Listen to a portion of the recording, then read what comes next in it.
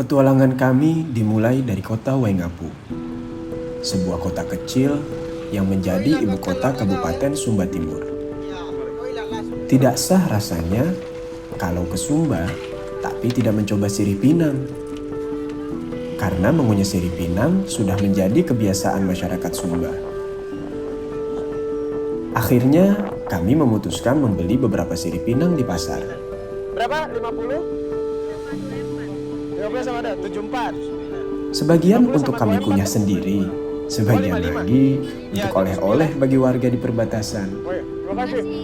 Oh iya, untuk bisa sampai ke kota Waingapu, kami menempuh perjalanan udara kurang lebih selama 4-5 jam. Dimulai dari Jakarta, lalu transit di Bali selama 1 jam, untuk kemudian berganti pesawat dengan pesawat kecil jenis ATR, menuju ke Bandara Umbu Mehang Kunda, Kota Waingapu, Sumba Timur, Nusa Tenggara Timur. Selain sirih pinang, kami juga berbelanja bahan makanan untuk persediaan kami selama di perbatasan. Selesai berbelanja, kami memuat semua barang bawaan ke mobil. Totalnya hampir mencapai 200 kg.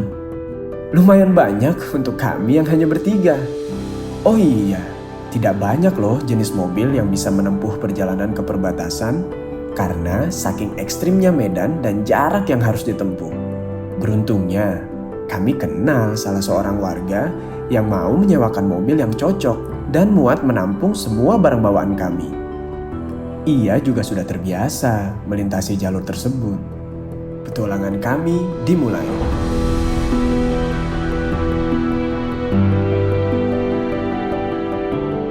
Perlahan-lahan kami pergi meninggalkan kota Waingapu.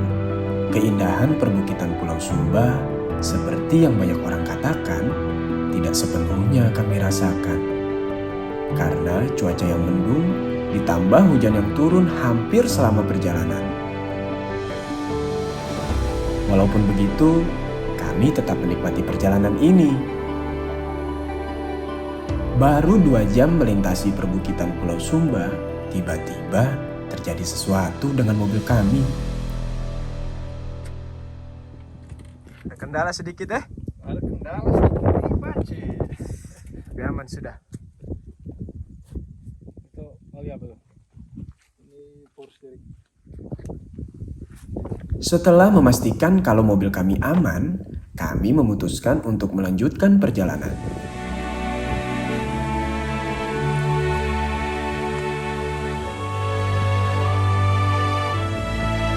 Hari semakin larut. Saat ini kami mulai memasuki wilayah dataran tinggi Pulau Sumba.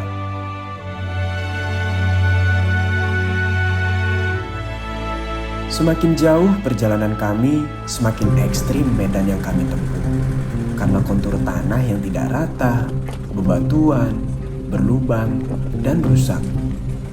Dinginnya udara malam dan minimnya lampu penerangan membuat suasana menjadi semakin menegangkan. Dan lagi-lagi, mobil kami bermasalah. Untuk kalian ketahui, mobil ini adalah milik kepala desa di perbatasan. Mobil ini menjadi satu-satunya mobil yang biasa digunakan oleh warga setempat jika ada salah satu dari keluarga mereka yang sakit dan membutuhkan pertolongan di kota karena minimnya fasilitas kesehatan di wilayah ini. Wajar saja, kondisi mobil ini tidak seprima mobil-mobil pada umumnya. Di tengah malam yang gelap dan hutan yang lebat, kami harus turun memperbaiki mobil sambil memastikan kondisi barang-barang kami.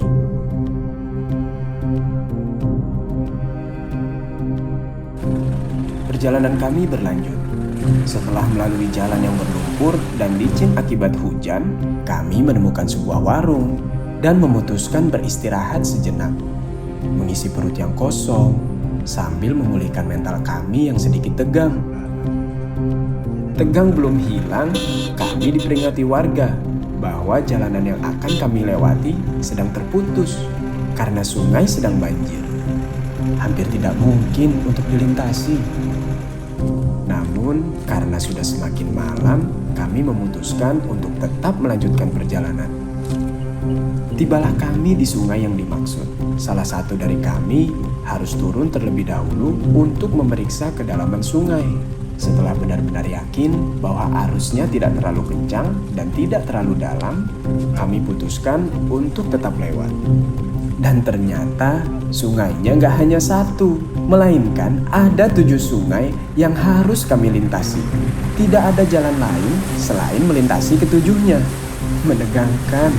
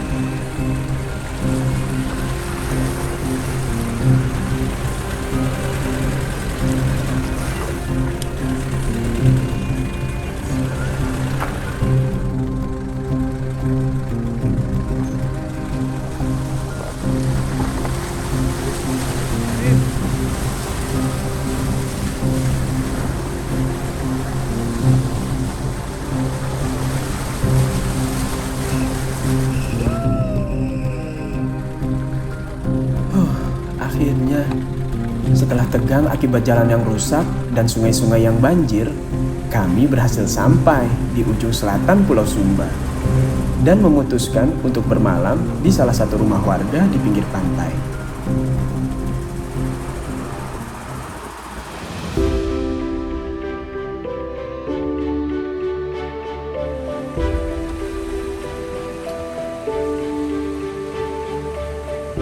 Keesokan paginya, sekitar pukul 9, kami bersiap-siap untuk menyeberang ke perbatasan.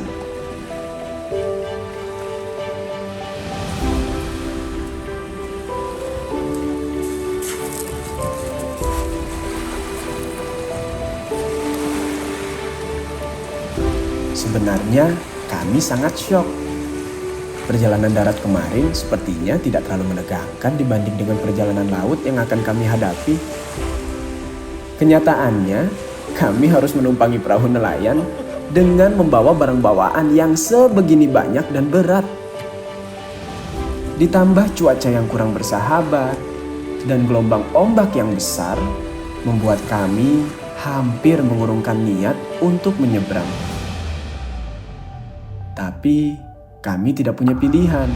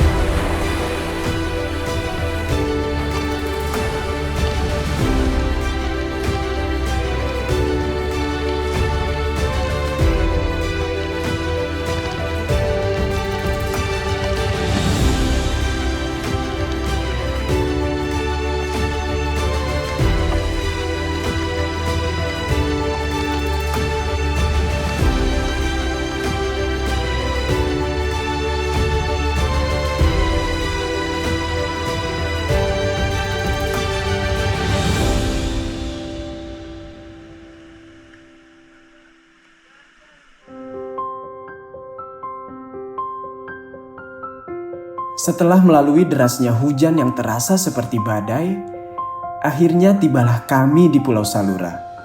Satu-satunya pulau kecil berpenghuni di Sumba Timur yang minim listrik dan sinyal. Dihuni oleh kurang lebih 150 keluarga di ujung selatan Indonesia yang berbatasan dengan Australia. Seluruh ketegangan dan lelah yang kami rasakan terasa luntur setelah menyaksikan keindahan Pulau Salura yang luar biasa. Sesampainya di sana, kami bergegas untuk menyerahkan sepeda ini ke anak-anak Pulau Salura. Mereka tampak antusias dan senang sekali mendapatkan sepeda yang juga merupakan sepeda lipat pertama yang pernah mereka lihat.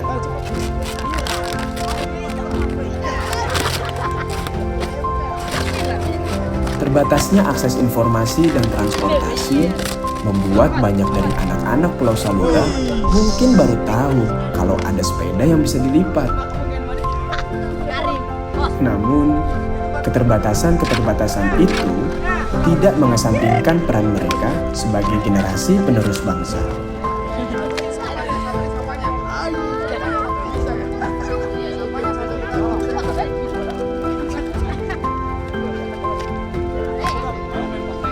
Perjuangan kami tidak sia-sia. Semua rasa lelah tergantikan dengan rasa haru seketika melihat anak-anak Pulau Salura tersenyum bahagia sambil mengendarai sepeda lipat pertamanya.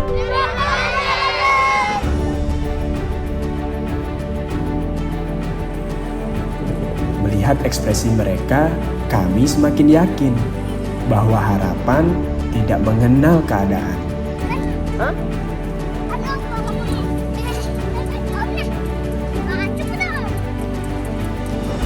Sepeda ini adalah sepeda yang tidak hanya dilihat oleh mereka sebagai kendaraan, tetapi juga sebagai harapan. Harapan untuk terus tumbuh, bergerak, dan maju.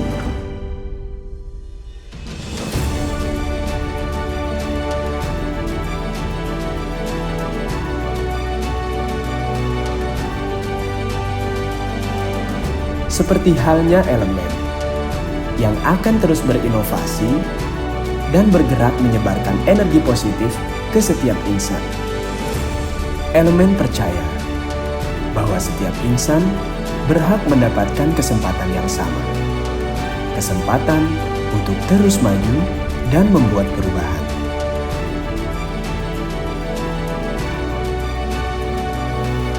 Sepeda dengan berbagai cerita.